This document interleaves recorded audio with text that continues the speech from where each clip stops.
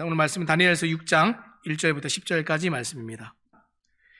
다리오가 자기의 뜻대로 고관 120명을 세워 전국을 통치하게 하고 또 그들 위에 총리 셋을 두었으니 다니엘이 그 중에 하나이라.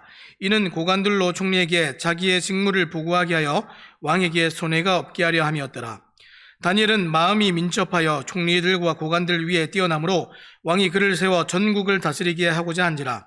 이에 총리들과 고관들이 국사에 대하여 다니엘을 고발할 근거를 찾고자 하였으나 아무 근거, 아무 허물도 찾지 못하였으니 이는 그가 충성되어 아무 그릇됨도 없고 아무 허물도 없음이었더라. 그들이 이르되 이 다니엘은 그 하나님의 율법에서 근거를 찾지 못하면 그를 고발할 수 없으리라 하고, 이에 총리들과 고관들이 모여 왕에게 나아가서 그에게 말하되 다리오 왕이여 만수무강하옵소서. 나라의 모든 총리와 지사와 총독과 법관과 관원이 의논하고 왕에게 한 법률을 세우며 한 금령을 정하실 것을 구하나이다. 왕이여 그것은 곧 이제부터 30일 동안에 누구든지 왕 외에 어떤 신에게나 사람에게 무엇을 구하면 사자굴에 던져 넣기로 한 것이니이다. 그런즉 왕이여 원하건대 금령을 세우시고 그 조서에 왕의 도장을 찍어 메대와 바사에 고치지 아니하는 규례를 따라 그것을 다시 고치지 못하게 하옵소서 하며, 이에 다리오 왕이 조서에 왕의 도장을 찍어 금령을 내니라. 다니엘이 이 조서에 왕의 도장이 찍힌 것을 알고도 자기 집에 돌아가서는 윗방에 올라가 예루살렘으로 향한 창문을 열고 전에 하던 대로 하루 3번씩 무릎을 꿇고 기도하며 그의 하나님께 감사하였더라. 아멘. 기도하겠습니다. 하나님 감사를 드립니다. 오늘도 우리에게 또 귀한 예배를 허락하여 주셔서 귀하고 복된 예배 가운데 저희가 은혜를 받을 수 있는 이 기회들을 주시니 감사를 드립니다. 하나님, 지난 한 주간 동안 정말 하나님의 은혜 중에 또 살았는데 이번 한 주도 정말 드려지는 예배와 말씀 가운데 주님 주시는 또 귀한 은혜들을 또 먹고 마심으로 한 주를 살아갈 수 있도록 주님 도와주시옵소서. 드려진 예배 가운데 또 우리 하나님께는 영광이 되고 우리에게는 큰 은혜가 되는 귀한 시간 될 줄로 믿습니다. 특별히 이 말씀을 전하는 자나 듣는 자 모두에게 또 귀한 시간 될 수 있도록 주의 성령께서 함께하여 주시옵소서. 감사드리며 예수님 이름으로 기도합니다. 아멘. 모두 자리에 앉아주시기 바랍니다. 오늘 우리가 하나님이 두신 자리라는 제목을 가지고 함께 말씀을 나누기 원합니다. 특별히 오늘 우리가 다니엘서를 보는데 다니엘서 6장 말씀을 함께 살펴보도록 하겠습니다. 특히 다니엘서 6장 말씀은 우리가 가장 잘 알고 있는 말씀 중에 하나입니다. 여러분, 다니엘 하면 뭐가 제일 먼저 떠오르십니까? 사자굴에 들어간 다니엘, 이게 제일 먼저 떠오르시지 않습니까? 그 다니엘서 6장이 이 사자굴에 들어간 다니엘에 관한 이야기를 담고 있는데, 오늘 우리가 이제 다룰 내용은 다니엘이 이 사자굴에 들어가기 직전에 일어났던 상황들, 또 그 이야기들을 함께 좀 살펴보기 원합니다. 특별히 이 다니엘서의 가장 독특한 점이라고 한다면 이 바벨론 이 70년 기간 동안에 포로기 전 기간에 일어난 일들을 아우르는 책이 사실 다니엘서입니다. 그만큼 다니엘이 이 바벨론 포로 기간 동안 살았던 모든 이야기들을 아우러서 이 책에 담고 있는데, 이 다니엘서는 다니엘이라는 한 개인의 삶과 함께 이방인과 유대인 모두를 향한 하나님의 경륜을 잘 보여주는 책입니다. 하나님의 크신 섭리와 역사하심과 계획을 정말 한 개인을 통해서 함께 살펴볼 수 있는 책이 다니엘서입니다. 특별히 오늘 이 다니엘을 통해서 하나님이 계획하신 우리 전체 인생에서 오늘 이렇게 우리가 한순간을 살아가는데 이 우리의 한순간을 살아가는 이 모습들을 이 하나님의 말씀을 통해서 조명해 보기를 원합니다. 자, 먼저 우리가 다니엘에 관해서 살펴볼 텐데, 여러분, 다니엘이 어떤 사람입니까? 다니엘은 유다 귀족 가문 출신의 다니엘입니다. 다니엘이 이 유다가 멸망하면서 10대 때 이 바벨론으로 이 포로로 끌려왔습니다. 그래서 이 바벨론에서 이 포로로 끌려와서 한 평생을 살았던 사람이 다니엘입니다. 그래서 다니엘이 바벨론에서 살았던 기간이 이 10대 때 이 바벨론에 끌려와서 이 바벨론이 메대 바사 제국이 될 때까지 정말 그가 80세 이상 살아가면서 85세 이상 이 바벨론 땅에서 살아가면서 살았던 것이 이 바벨론에서 살았던 그 기간들입니다. 굉장히 오랜 시간 살았죠. 10대 때 끌려와서 죽기 직전까지 계속해서 바벨론에서 살았습니다. 자, 다니엘은 포로 신분이었지만 또 크게 성공했던 사람입니다. 그의 인품과 행위로 하나님을 높일 뿐만 아니라 이 바벨론을 거쳐서 메대와 바사로 제국이 바뀌고 나라들이 바뀌는 가운데서도 계속해서 황제들의 신임을 받았던 인물이 다니엘입니다. 제국은 망하는데 한 사람이 망하지 않고 계속해서 살아남습니다. 그 사람이 오늘 우리가 보고 있는 다니엘입니다. 자, 오늘 다니엘서 6장은 바벨론이 멸망하고 메대와 바사 제국이 새롭게 나라를 시작하는 그 장면에서 시작하고 있습니다. 1절과 2절 말씀을 제가 다시 읽겠습니다. 다리오가 자기의 뜻대로 고관 120명을 세워 전국을 통치하게 하고 또 그들 위에 총리셋을 두었으니 다니엘이 그 중에 하나이라. 이는 고관들로 총리에게 자기의 직무를 보고하게 하여 왕에게 손해가 없게 하려 함이었더라. 지금 메대의 다리오 왕은 이 새로운 제국을 지금 이제 새롭게 시작하고 있습니다. 효과적으로 통치하기 위해서 어떻게 합니까? 자기가 원하는 방식대로 이 나라를 재편하고 조직하고 정비하는 일을 제일 먼저 했습니다. 전국을 120개의 도로 쪼개서 나누었습니다. 그리고 그 도마다 이 고관들을 세웠는데 그 옛날 성경에는 방백이라고 되어 있습니다. 그 사람들을 통해서 통치하도록 그렇게 했습니다. 자, 거기서 끝난 것이 아니라 그 모든 방백들 위에 총리 3명을 두었는데 그 120명의 고관들을 다스리는 일을 하도록 총리들을 세웠습니다. 그런데 그 3명의 총리 중에 한 명이 누구입니까? 다니엘입니다. 자, 그러면 다리오 왕이 이 행정을 정비하면서 총리 제도를 만드는데 이 총리 제도는 왜 만들었습니까? 방백들이 각 그 도별로 잘 다스리면 되는 것 아닙니까? 그 2절 말씀에 보니까 이 총리 제도를 만드는 이유가 있는데 2절 하반절 말씀에 이렇게 되어 있습니다. 이는 고관들로 총리에게 자기의 직무를 보고하게 하여 왕에게 손해가 없게 하려 함이었더라. 총리 제도를 왜 만들었다고요? 왕에게 손해가 없게 하려고 총리 제도를 만들었습니다. 우리가 지금 얼마 전에 대통령 선거도 했지만 이 대통령이 왕이 바뀌고 나면 어떤 일이 있습니까? 내각을 새롭게 구성을 하죠. 그래서 필요한 사람들을 뽑아서 이 나라의 일들이 잘 이렇게 돌아갈 수 있도록 내가 원하는 방식대로 나라가 잘 다스려지도록 그렇게 하는데 같은 나라라도 왕이 바뀌면 중요한 고관들을 교체하는 것이 일반적인데 지금 어떻습니까? 한 지도자가 바뀐 것이 아니라 나라가 바뀌었습니다. 지금 바벨론 제국에서 메대 바사 제국으로 완전히 나라가 바뀌었습니다. 그런데 바벨론 제국에서 고위직 공무원을 하고 있었던 이 다니엘이 메대 바사 제국에서 어떻게 됐습니까? 다시 총리 3사람 중에 한 사람이 되었습니다. 여러분, 지금 다시 총리가 되었다는 것이 무슨 얘기입니까? 다니엘이 다리오 왕에게 제일 손해가 없게 할 수 있는 사람이 됐다는 얘기입니다. 이 말을 우리가 역으로 표현하면 다니엘은 이 다리오 왕에게 유익하고 유용한 사람이었기 때문에 총리가 됐다는 얘기입니다. 여러분, 아까 왜 총리가 됐다고 얘기했습니까? 손해를 끼치지 않게 하기 위해서 총리들을 세웠다 그랬는데 이 고대의 왕들에게 제일 큰 손해가 어떤 것이겠습니까? 이 반란을 일으키거나 세금을 회피하거나 횡령을 한다든지 이런 일을 하면 이 왕실에 손실을 끼치는 일입니다. 그런데 이러한 일을 돌보고 관리하도록 지금 이 총리들을 세웠습니다. 최고 권력입니다. 왕 바로 밑에 있는 권력인데 만약에 이 총리들이 다른 생각을 품고 다른 마음을 품으면 어떻게 되겠습니까?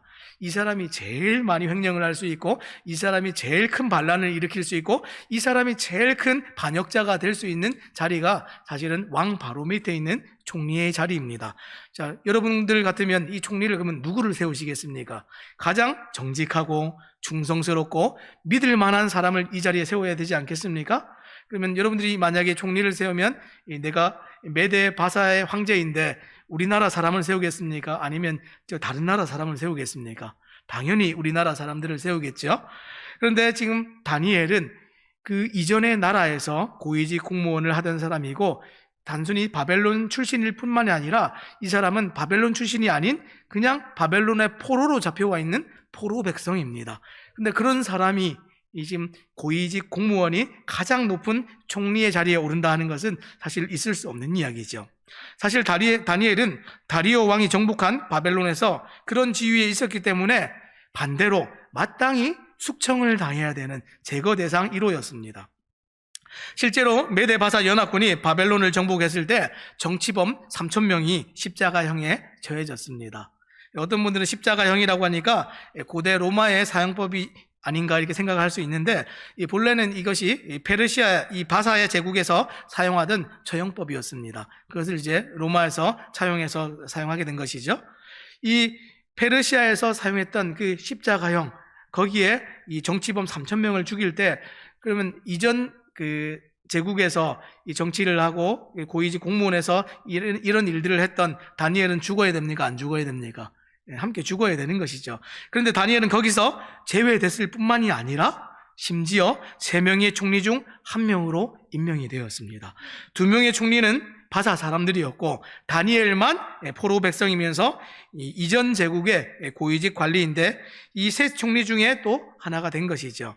자, 우리는 성경을 읽으면서 우리는 늘 이제 요셉이나 다니엘 같은 사람들이 하나님께서 도와주셔가지고 이런 자리에 가니까 다니엘이 또 총리가 되었구나, 우리는 이제 이렇게 생각하고 지나갈 수 있겠지만, 잘 생각해 보시기 바랍니다. 지금 말도 안 되는 일이 일어난 겁니다.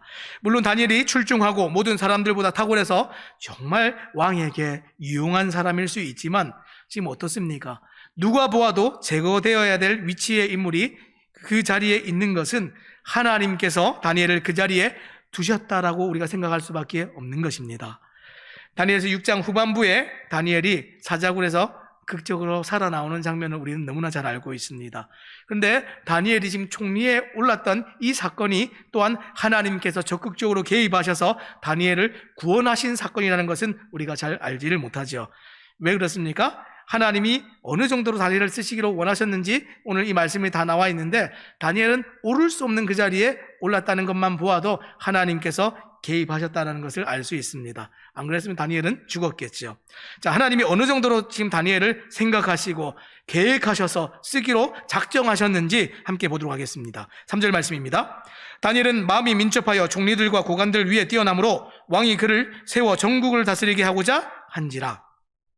뭐라고요? 다니엘은 마음이 민첩했고 왕이 그를 어떻게 생각했습니까? 그를 세워서 전국을 다스리게 하고자 한지라. 지금 3명 정도로 그치는 것이 아니라 3명들 중에서도 더 위에 앉히고 싶은 마음이 이 왕의 마음에 있었습니다. 자, 지금 이 말을 우리말 성경으로 다시 한번 보겠습니다. 다니엘은 생각이 앞서서 다른 총리들과 지방 장관들보다 훨씬 뛰어났습니다. 그래서 왕은 다니엘이 온 나라를 다스리도록 맡길 생각이었습니다. 아직 맡긴 것은 아니에요. 근데 이미 왕의 마음에 다니엘이 딱 이렇게 박혔습니다. 어떻습니까? 생각이 앞서서, 아까 앞에서는 마음이 민첩하여 이렇게 했는데 생각이 다른 어떤 이 고관들보다 앞서 있습니다. 더 빠릅니다. 선택도 빠르고 순발력도 있고 지혜도 있습니다. 그리고 뭐라고 했습니까? 훨씬 뛰어났다, 이렇게 얘기했습니다. 다니엘은 지금 80대 노인이었습니다. 하나님이 주신 지혜와 총명으로, 그런데 젊은 사람들보다 생각이 빨랐다. 성경은 그렇게 우리에게 전해주고 있습니다. 다른 주 총리와 젊은 관리들이 따라갈 수 없을 만큼 훨씬 뛰어났던 사람이 다니엘인데, 하나님께서는 다리오 왕의 눈앞에서 이런 다니엘을 눈에 딱 보이게 드러내셨습니다. 그 결과가 무엇입니까? 이 다리오 왕이 다니엘을 다른 2 총리보다도 더 높여서 왕 바로 밑에, 오늘날로 얘기하면 정말 수석 총리로 삼아서 전국을 다스리게 할 마음을 먹었다는 겁니다. 사랑하는 여러분, 다니엘을 그 자리에 두신 분이 누구십니까? 하나님이십니다. 다리오 왕이 아니라 하나님께서 이 다니엘을 높이시고 가장 높은 수석 총리의 자리에 다니엘을 두도록 하나님께서 그렇게 역사하셨습니다. 다니엘은 그저 하나님이 두신 자리에서 하나님의 백성답게 살았을 뿐입니다. 이 다니엘을 통해서 역사하신 분은 하나님이라는 사실을 잊지 마시기 바랍니다. 포로 백성이 아무리 뛰어나도 지배 민족을 넘어설 수 있겠습니까? 절대로 없지요. 하나님께서 다니엘을 사용할 계획과 목적이 있으셨기 때문에 오늘 그 자리에 하나님이 다니엘을 딱 올려놓으신 겁니다.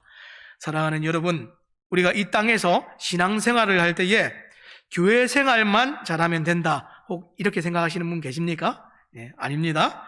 신앙생활을 잘한다 할 때 가장 우리가 신앙생활을 잘한다는 그 표시는 어떻게 나타납니까?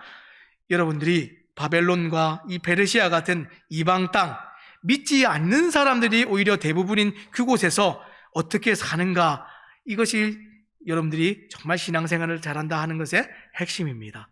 우리가 이 믿는 자들끼리 모여서 너무 은혜로워요. 너무 이제 성숙합니다. 경건하고 거룩합니다. 이렇게 말하는 것 말고 정말 믿지 않는 사람들이 있는, 정말 이방 사람들만 있는 그런 지역에서 내가 어떻게 살아가는가, 이것이 신앙생활을 잘한다 하는 것의 진짜 핵심입니다. 우리가 신앙생활하면서 하나님만 인정해 주시면 되지, 어떻습니까? 정말 중요한 태도이고 중요한 자세이지만 하나님이 내게 주신 그 자리에서 역할을 잘 감당하고 섬겨서 사람들에게조차도 인정받고 사람들이 우리를 칭송하고 정말 칭찬하는 것도 너무나 중요한 일이라는 것을 우리가 오늘 이 다니엘을 통해서 눈여겨볼 필요가 있습니다. 자, 이것은 다니엘이 얼마나 인정받을 만한 출중한 인물인가, 그것에 초점을 맞추라는 얘기가 절대로 아닙니다. 성경의 모든 인물들이 이 다니엘과 같이, 정말 다윗과 같이 이렇게 뛰어난 사람들이 있는데 그들에게도 나중에 성경을 다 읽다 보면 어떻습니까? 항상 흠이 있고 연약함이 있고 죄악됨이 있고 이 모순들이 뒤섞인 한계투성이의 사람들이구나, 역시 인생이구나 하는 것을 우리가 알 수 있죠. 성경이 오늘 우리에게 진짜로 말하고 싶은 것은 어떤 것입니까? 그 한계투성이인 사람들이 하나님의 손에 붙들리고 이 하나님의 말씀을 쫓아들 때 각자의 세우신 그 삶의 자리에서 믿지 않는 사람들에게조차 인정되는 이 믿는 자의 다름과 차이가 얼마나 선명하게 드러나는지, 그것을 어떻게 보일 수 있는지 한번 보라는 겁니다. 다니엘은 얼마나 훌륭한 인물이었는가, 이렇게만 말하고 우리가 이 성경을 보고 지나가면 안 됩니다. 오늘 이 본문을 대할 때 하나님께서 정말 이 인생인 다니엘을 통해서 어떤 섭리 가운데 어떤 역사를 이루셨는가, 그것을 봐야 되는 것이죠. 이 다니엘을 통해서 하나님의 섭리와 신실하게 약속을 이루어 가시는 하나님의 역사를 보는 눈, 오늘 그것이 우리에게 있어야 될 줄로 믿습니다.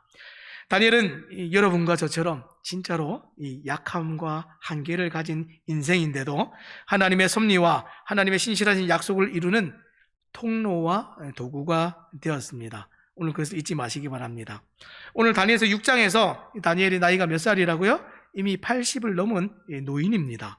그 나이엔 다니엘이 이 새로운 제국에서 다시 등용이 되어서, 또 등용이 될 뿐만이 아니라 이 일꾼들 중에서도 가장 높은 지위의 관리가 되었다 하는 것은 이 하나님의 섭리가 어디에 있는지 잘 보여주고 있습니다.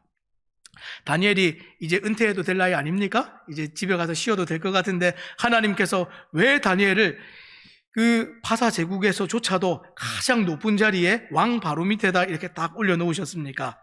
왜냐하면 예레미야서에서 예언한 것처럼 이제 이 바벨론 포로기 70년이 다 이제 찼기 때문에 그렇습니다. 포로로 잡혀가는 이스라엘 백성들에게 하나님께서 예레미야를 통해서 뭐라고 약속하셨죠? 예레미야 29장 10절 말씀에 보니까 이렇게 기록되어 있습니다. 여호와께서 이와 같이 말씀하시니라. 바벨론에서 70년이 차면 내가 너희를 돌보고 나의 선한 말을 너희에게 성취하여 너희를 이곳으로 돌아오게 하리라. 아멘.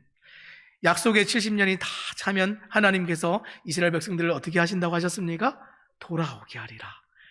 이스라엘 땅으로 돌아갈 때에 우리 그때 말씀들을 한번 떠올려 보시기 바랍니다. 우리가 에스라서 같은 말씀들을 보면 그들이 돌아가서 뭐 했습니까? 돌아가서 제일 먼저 한 것이 성전을 다시 지었던 거 우리가 기억하시죠? 근데 성전을 지을 때 무슨 돈으로 성전을 지었습니까? 이 돌아갈 때에 이 바사의 페르시아의 고레스 왕이 국고로부터 돈을 다 이렇게 내줬습니다. 바벨론의 느부갓네살이 약탈해 갔던 성전의 금그릇, 음그릇 이런 거 다 다시 가져갈 수 있도록 그렇게 허락해 줬습니다. 그리고 이들이 다시 가나안 땅에 돌아갈 때에 그 땅에 남기로 한 백성들도 돈을 다 이렇게 모아서 그들에게 갈 수 있도록 주었죠. 성경의 본문이 언급하지는 않았지만 그 모든 일에 최고위직에 있었던 다니엘의 역할이 결정적이지 않았겠습니까?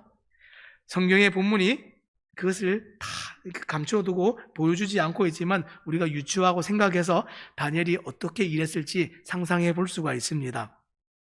자, 이런 것을 생각해 볼 때 오늘 노년의 다니엘을 제일 높은 총리의 자리에 하나님께서 굳이 그렇게 두신 이유는 분명히 하나님의 섭리와 하나님이 일하시는 그 목적을 볼 때에 선명하게 나타나지요. 사랑하는 여러분, 우리도 여전히 한계와 약점이 많은 사람들입니다. 하나님께서 써주실 것에 대한 기대가 있어야 우리도 하나님을 위해서 일할 수 있지 않겠습니까? 다니엘은 이 노년에 정말 소망이 없고 이제 내가 무슨 일을 하겠나 하는 그때조차도 하나님께서 다니엘을 사용하셨습니다. 하나님께서 우리 각자를 어떻게 사용할지 알 수 없지만 분명한 것은 무엇입니까? 하나님께서 완전하시고 선하신 계획을 가지시고 오늘 우리가 서 있는 삶의 각자의 처소와 그 자리에 두신 분이 하나님이란 사실은 분명한 사실입니다. 바벨론에서 포로로 잡혀온 모든 사람이 사실 다니엘과 같이 고위공직자의 신분으로 살았던 것은 아닙니다. 에스겔 같은 사람은 어떻게 살았습니까? 그가 이 바벨론의 포로로 잡혀올 때 대략 30세 정도의 나이였습니다. 바벨론의 포로로 끌려와서 유다 포로민들이 거주하고 있는 그 그발 강가에서 회복과 소망의 메시지를 전하면서 22년 정도 사역하다가 그렇게 돌아가셨습니다. 어떤 사람은 최고위 공직자로서 너무 편할 것 같죠? 우리는 딱 그런 것만 꿈꾸는데 어떤 사람들은 정말 포로민들과 함께 살아가면서 그렇게 인생이 끝나는 사람도 있었고 어떤 사람은 성경에 단 한 줄도 이름이 기록되지 않고 그저 그냥 포로민, 바벨론 포로로 인생을 살다가 그냥 그 인생이 끝난 사람도 있습니다. 그런데 분명한 것은 무엇입니까? 그 모든 사람들의 삶의 자리를 정말 두시고 그 자리를 세팅하신 분이 하나님이라는 사실입니다. 하나님 믿는 자들에게 하나님께서 각자의 삶의 자리에서 원하시는 것이 어떤 것입니까? 다니엘에게 오늘 하나님이 기대하시고 요구하신 것과 똑같습니다. 그 두신 자리에서 영향력 있는 사람이 되기를 바라십니다. 그 있는 자리에서 이 복음의 영향이 끼쳐지고 하나님의 말씀이 선포되고 하나님 믿는 사람의 이 차이와 다름과 지금 거룩함과 경건함이 나타나기를 우리 주님께서 그렇게 원하십니다. 그런데 오늘 우리가 주목해 볼 것은 하나님이 두신 그 자리에 뭐가 따라옵니까? 고난과 핍박이 일어납니다. 4절 말씀 보겠습니다. 이에 총리들과 고관들이 국사에 대하여 다니엘을 고발할 근거를 찾고자 하였으나 아무 근거 아무 허물도 찾지 못하였으니 이는 그가 충성되어 아무 그릇됨도 없고 아무 허물도 없음이었더라.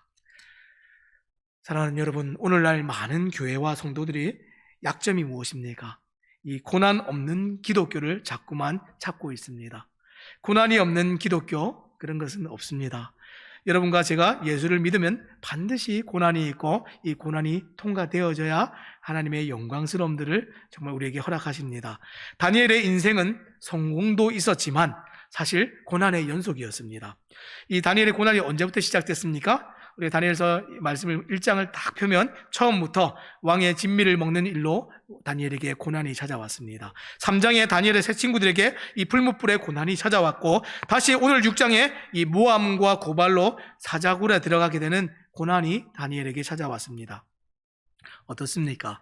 10대 중반에 시작된 그 다니엘의 고난이 80이 넘은 지금도 여전히 따라가고 있습니다. 사랑하는 여러분, 다니엘이 고난을 받는데 지금 무슨 이유로 고난을 받고 있습니까? 다니엘에 대한 시기 때문에 이 고난이 일어나고 이 핍박이 일어났습니다. 다니엘이 그 자리에 합당한 사람이 아니라고 사람들이 그렇게 여기는 것이죠. 하나님이 두신 자리에 사람들이 그것을 정말 인정하지 못하겠다 이러니까 시기가 일어났습니다. 바벨론을 함락하는 전쟁을 치를 때 다니엘은 뭐하고 있었습니까? 바벨론의 고위 공직자로서 이 전쟁을 지켜보고 있었겠죠. 이 전쟁을 치르는 일에 그가 한 일은 없습니다. 그런데 그런 사람이 자기들보다 더 높은 자리에 가려고 하니까 못 견디면서 이 다니엘에게 오늘 이런 핍박과 고난이 일어나고 있는 겁니다. 자, 4절, 이 상반절 말씀 보니까 또 이렇게 되어 있습니다. 자, 이에 총리들과 고관들이 국사에 대하여 다니엘을 고발할 근거를 찾고자 하였으나 아무 근거, 아무 허물도 찾지 못하였으니. 지금 다니엘에 대한 시기 때문에 사람들이 다니엘에게서 흠을 찾고 있는데, 끌어내리려고 흠을 찾고 있는데, 흠을 찾았습니까? 못 찾았습니까? 아무 허물도 못 찾았다 그랬습니다. 아무 근거, 아무 허물도 찾지 못하였다. 그런데 아무리 뒤져도 지금 고위 공직자로서 지금 허물이 없습니다. 부패한 흔적이 있어야 되는데 흔적을 아무리 찾아도 부패와 타락한 흔적이 없습니다. 하나님 두신 그 자리에서 허물을 찾는데 어디에도 흠이 없습니다. 한번 생각해 보시기 바랍니다. 다니엘이 지금 이 바벨론 땅에 와가지고 1, 2년 살았습니까? 아니죠. 정말 부패하고 타락하기 쉬운 그 정치 무대에서, 그것도 이방 땅에서 그리고 지금 이 1, 2년 산 것도 아니고 이 70년을 이상을 살았는데 이 고위 공직자로 70년 이상 이렇게 살았던 어떤 사람이 아무 흠도 없었다. 대단한 것 아닙니까? 말단 공직자가 아닙니다. 최고위 공직자의 자리에 있으면서 무수한 시기와 공격들과 유혹과 넘어뜨리려는 많은 것들이 있었음에도 불구하고 다니엘이 그것을 어떻게 이겼습니까? 진실함과 정직함으로 그것을 다니엘이 감당해냈습니다. 이제 다니엘 같은 건강한 인물들이 우리 중에도 나오기를 바랍니다. 이제 이 일에 관해서 흠을 찾을 수 없으니까 지금 다른 총리와 고관들이 어떻게 합니까? 5절 말씀 보겠습니다. 너무 멋있는 장면인데, 그들이 이르되 이 다니엘은 그 하나님의 율법에서 근거를 찾지 못하면 그를 고발할 수 없으리라 하고, 지금 어디를 뒤져도 흠을 찾을 수 없자 이들이 어떻게 했습니까? 이 다니엘의 신앙을 걸고 넘어졌습니다. 이 신앙에서 모순을 찾으면 되겠다. 사람들이 이렇게 생각을 했습니다. 사랑하는 여러분, 새삼침례교회에서 이런 분들이 많이 나오기를 바랍니다. 오늘도 우리가 정말 얼마 전에 대통령 선거도 했지만 이 나라의 공직자들이, 크리스찬 공직자들이 또 다니엘과 같이 이런 모습으로 어떠한 흠을 찾으려고 해도 흠이 없고 점도 없어서 정말 사람들에게도 인정이 되고 하나님께도 인정이 되어서 정말 하나님이 원하시는 영향력을 끼치는 사람, 얼마나 멋있습니까? 하나님이 주신 자리를 신실하고 중성스럽게 그렇게 다니엘이 감당을 해냈습니다. 사랑하는 여러분, 예수님 믿는 것이 우리의 고난의 제목이 되기를 바랍니다. 아무 흠이 없어서 사람들이 예수님 믿는 것, 그것 하나 가지고 우리를 걸고 넘어지는 것, 이것만큼 영광스러운 일이 어디 있겠습니까? 우리는 예수님을 믿기 때문에 남들 다 하는데 절대로 못하는 것 있습니다. 남들 다 가는데 우리는 가지 못하는 곳 있습니다. 남들은 다 동의하는데 우리는 동의하지 못하는 것 우리에게 있습니다. 그런 것 때문에 받는 고난은 괜찮습니다. 주님께서 주신 자리를 잘 감당함으로 찾아오는 그런 고난입니다. 그렇게 흠을 찾기 위해 다른 총리와 고관들이 지금 어떻게 했습니까? 아무리 해도 안 되니까 지금 억지로 법을 하나 만듭니다. 7절 말씀입니다. 나라의 모든 총리와 지사와 총독과 법관과 관원이 의논하고 왕에게 한 법률을 세우며 한 금령을 정하실 것을 구하나이다. 왕이여, 그것은 곧 이제부터 30일 동안에 누구든지 왕 외에 어떤 신에게나 사람에게 무엇을 구하면 사자굴에 던져 넣기로 한 것이니이다. 자, 이 법률을 만드는데 누가 이 지지를 했습니까? 총리와 지사와 총독과 법관과 관원이 의논을 해서 왕 앞에 가지고 왔습니다.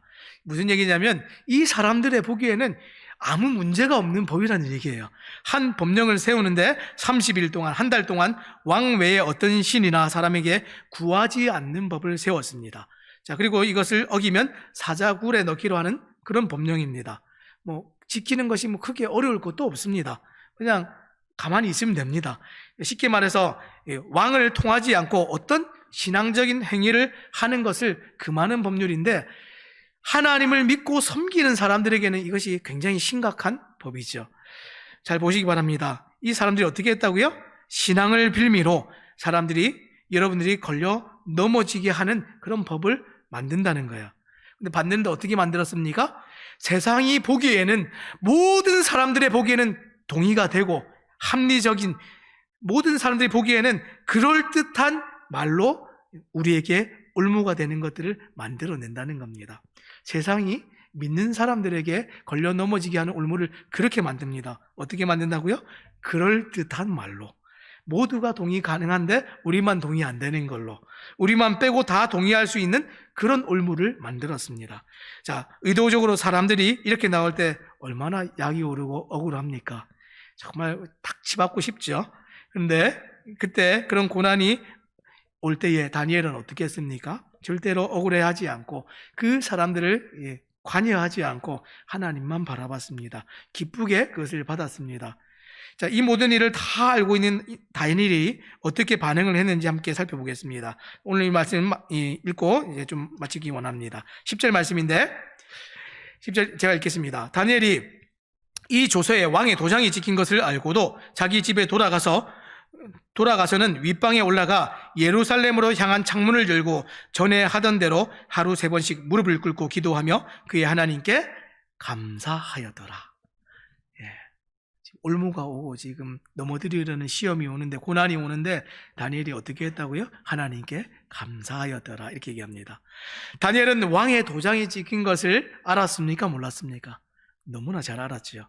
그리고 이방 땅에서 그 70년의 세월을 그 거친 정치판에서 보낸 사람이 다니엘입니다. 그 다니엘이 지금 이 조서를 보았을 때에 자기를 겨냥하여서 의도적으로 걸려 넘어지도록 했다 하는 사실을 알았겠습니까? 몰랐겠습니까? 너무 잘 알았죠. 그런데 그 다니엘이 어떻게 합니까? 10절 하반절 말씀해 보니까 그의 하나님께 감사하였더라. 감사할 뿐만이 아니라 그 조서에 왕의 도장이 찍힌 것을 알면서도 하나님께 기도하기를 그치지 않았습니다. 골방에서 기도해도 되지 않겠습니까? 그런데 굳이 창문을 열지 않아도 될 텐데 전에 하던 대로 3번씩, 한 번만 창문을 열고 딱 이렇게 기도해도 다 들킬 텐데 어떻게 될지 다 알면서도 더 공개적으로 그렇게 기도를 했습니다. 다니엘이 한 달만 참으면 마음껏 기도할 수 있습니다. 지금 기한이 정해져 있는 조서입니다. 딱 30일로 정해놨습니다. 기한이 정해져 있는데 그 일을 했습니다. 이것을 만드는 사람들이 이것을 만들면 다니엘이 기도할 것 알았습니까? 몰랐습니까? 이것을 만들면 분명히 다니엘은 기도한다 하는 것을 알았습니다. 어떻게 알았습니까?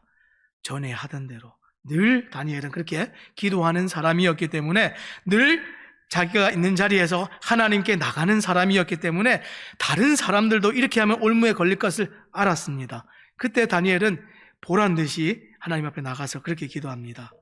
기한이 정해져 있는 걸 알면서 조금만 참으면 마음껏 할 수 있음에도 불구하고 목숨을 내걸고 기도를 하는 이유가 무엇입니까? 다니엘에게 이 기도는 그저 종교적인 행위가 아니기 때문에 그렇습니다. 전에 하던 대로 10대 때 처음 이 바벨론에 왔을 때 그때 하나님 앞에 무릎을 꿇고 기도했던 그때처럼 지금까지 다니엘이 그렇게 살아왔던 것처럼 다니엘은 자신이 있는 그 자리에서 날마다 하나님을 만나고 예배하는 그 자리가 되기를 결단하는 시간으로 그 시간을 삼았기 때문에 다니엘은 이 기도를 멈출 수 없었고 포기할 수가 없었습니다. 오늘 말씀 맺겠습니다. 사랑하는 여러분, 오늘 하나님께서 두신 여러분의 자리는 어디입니까? 하나님께서 오늘 이 각 가정에 남편이 되게 하시고 아내가 되게 하고 누군가의 자녀가 되게 하고 부모가 되게 하시고 어떤 직장의 사장님이 되게 하시고 직원이 되게 하시고 누군가의 이웃이 되게 할 때에, 누군가의 정말 이 사랑하는 사람이 되게 할 때에 하나님께서 오늘 우리를 여기 두신 이유가 무엇입니까? 하나님의 분명한 이유와 섭리와 목적이 있습니다. 근데 그것을 이루는 것은 어떻게 이룹니까? 오늘 다니엘처럼 정말 분명한 계획과 목적을 우리가 알고 흠이 없도록 맡은 자리에서 충성스럽게 예수님 믿는 것 때문에 고난이 찾아와도 그 자리에서 정직하고 하나님만 바라보는, 또 하나님의 뜻을 알아서 그 뜻이 이루어지기를 바라면서 날마다 기도의 자리에 나가야 그 맡은 자리에서 하나님이 원하시는 그 일을 이루고 귀한 통로가 되고 도구가 되고 또 하나님께서 쓰시는 영향력 있는 사람이 되는 것입니다. 사랑하는 여러분, 내가 오늘 있는 자리가 정말 거부감이 드십니까? 하나님 왜 나를 오늘 이 자리에 앉히셔서? 아닙니다. 하나님께서는 분명한 계획이 있으시고 분명한 목적이 있으십니다. 근데 그것을 이루는 것은 우리가 하나님과 친밀할 때, 하나님 앞에 날마다 나가서 이 기도를 포기하지 않고 예배를 포기하지 않을 때 이루어지는 하나님의 섭리이고 역사인 줄로 믿습니다. 이번 한 주를 또 살아가실 때에 정말 그 하나님과의 관계가 끊이지 않도록 기도와 예배가 멈추지 않아서 모든 성도님들이 하나님 앞에 그렇게 영향력 있게 쓰임받는 성도님들 되시기를 우리 주님의 이름으로 부탁드립니다. 기도하겠습니다.